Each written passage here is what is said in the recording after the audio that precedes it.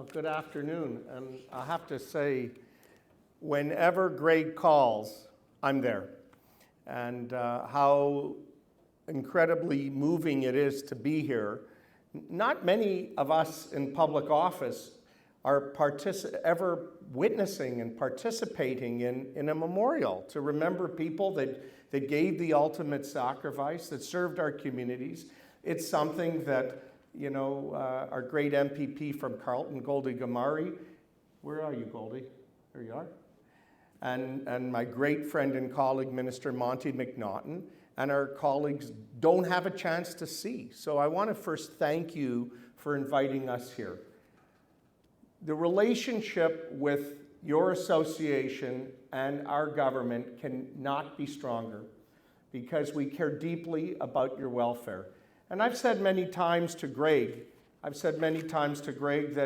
that for years, I don't know how members of the association did it, where you didn't always have a premier and a government that cared so deeply about the welfare of all the firefighters across our province.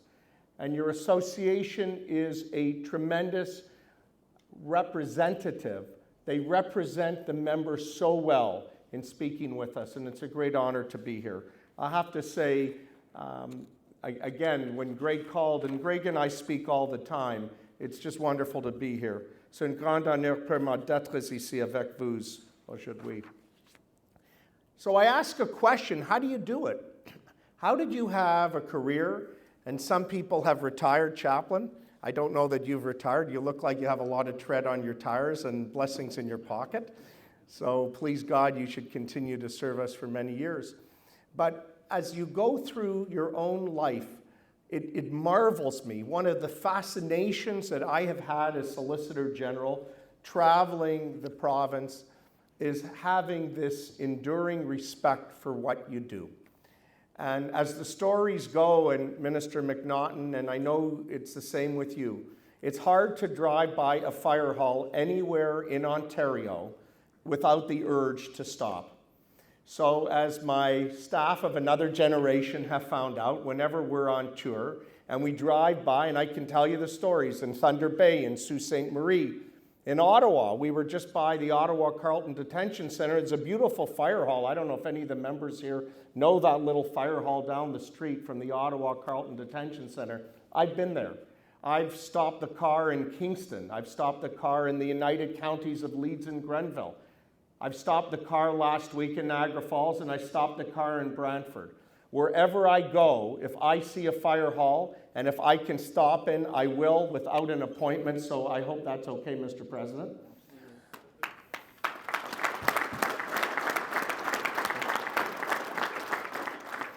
And I'll tell you why, because if you want to understand why you do this, how do you do it, you stop the car and you go in and you meet the people that have put themselves on the line, that answer a call, that all we ask for you is that you come home safely each and every night. So when you stop the car and you go inside, you listen and you learn, and it has been a great honor. As I said, our support for you is absolute and constant. Nous sommes fiers de soutenir nos pompiers tous les jours et tous ceux qui assurent la sécurité de l'Ontario. Pour le Premier ministre, pour moi, c'est personnel. Le soutien de notre gouvernement à votre égard est absolu et sans relâche. It is 100% the case. We will always have your backs because you have our backs. And the Ontario Professional Firefighters Association has a strong voice. And I might add a direct line to myself and to the MPP and to Minister McNaughton and to the Premier. And that's great, because we have to know, as you have concerns, we have to be responsive to listening to the concerns you have. And we've made some great announcements just in the last few weeks. It's a great honor to be with my friend and colleague, Minister McNaughton, at these announcements, because we see the enthusiasm.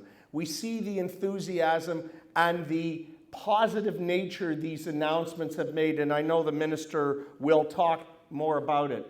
I wanted to cover a few points which I think are very important. And the first one is simultaneous notification. I am a proponent that this is something that has to move forward. And I believe it is the right thing to do. And in speaking to many firefighters all across the province, in sitting down with your president just today at 4 o'clock, you don't have to sell me on it. This is a good idea.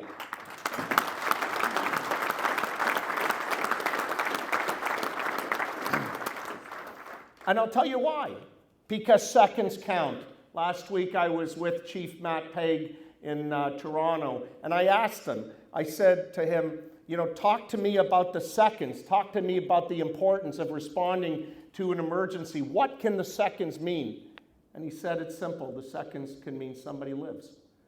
So it's something that we will work towards. And we are going to stay in touch with your association. We're going to make sure that we retain the consultants to get an expeditious report, and that we have a plan to produce technology that this can be integrated. This is something that's long overdue, and I think it will be well received, Mr. President, from your association. It's something that we're very pleased to move forward. The other thing is the mental health component of the first responders, because the firefighters especially have unique challenges. It's not acceptable to our government that you have to wait to get treated when you need help. It's not acceptable. And that's exactly why we're moving forward with the Runnymede Center for Post-Traumatic Stress Injury and building a first-of-its-kind respite location in Caledon. You know, I was with the Premier just last week and with the president of the Runnymede Center, Connie Dichuk, and there's enormous enthusiasm from our government, our Premier, Minister McNaughton, Goldie Gamari, who's here, to see this go through. We have a plan, and anybody that knows me knows that I just don't like delays. And I get in a little bit of trouble along the way, but that's okay. I can tell you this is a great opportunity for the government to lead by example, and we're going to do it. We're going to find a way forward. Thank you. And we're working very collaboratively, as you know, with our great Fire Marshal, John Pegg. John is a great leader of our office, and I know, Greg, he's responsive. When you call him, John is there. He's a warm-hearted individual. I saw his picture on the wall in Innisfil when I went up early in the year. And, you know, I've gotten to meet and gotten to know both John and Matt. Together, they've done some extraordinary things to teach me. And I love to listen and to learn from them, and I've really benefited from them. As we collaboratively work together with your association, please know that your concerns are concerns to me, to the Premier, and to the Minister. And we will do what is hard. We will achieve what is hard to keep Ontario safe. But there's something I said, Fred, when we met at the Sheridan Centre. People come up to me, and I remember the narratives of conversations. I remember my remarks at the Sheridan Centre in Toronto, possibly the last time we were all together.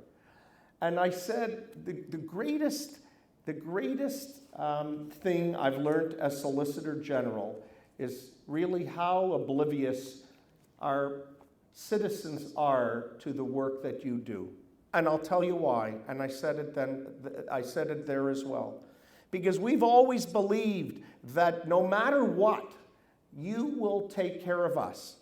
And our responsibilities for our own fire prevention and our own care are minimized because you're going to be there. And that's wrong. That's a wrong way of thinking. So I've led by my own example. I sit my 3 children, granted they're 20 and a little bit above, and we talked about how will we develop our own fire safety plan in our own 2-story house in Toronto in my riding of York Centre. What would we do if we saw somebody in a house that needed help? What would we know what to do? And in the end of the day, you've taught us a lot. The education component is something that your organization has led. And I want to give you a salute and a shout out for that. It's very important. As we educate our own province, as we educate the new people, the hundreds of thousands of new people that come to Ontario every year, we must educate them because it will save lives. And lastly, I want to say the positive feedback I've received from your association in regards to how we've modernized the certification of firefighters is very important. I've seen it for myself. I've gone to the Fire Training Center in Kingston, in Sarnia, at Port Sydney, in Brantford. I've gone to as many of the fire training centers as I absolutely can, and I will continue to do so, because I've seen for myself. I've been to Mississauga. In fact, I believe we're in Mississauga. The Mississauga representative is right here. I think next week we're installing the newest firefighters into Mississauga Fire Department. Invite, I go. No invite, no go. Make a note.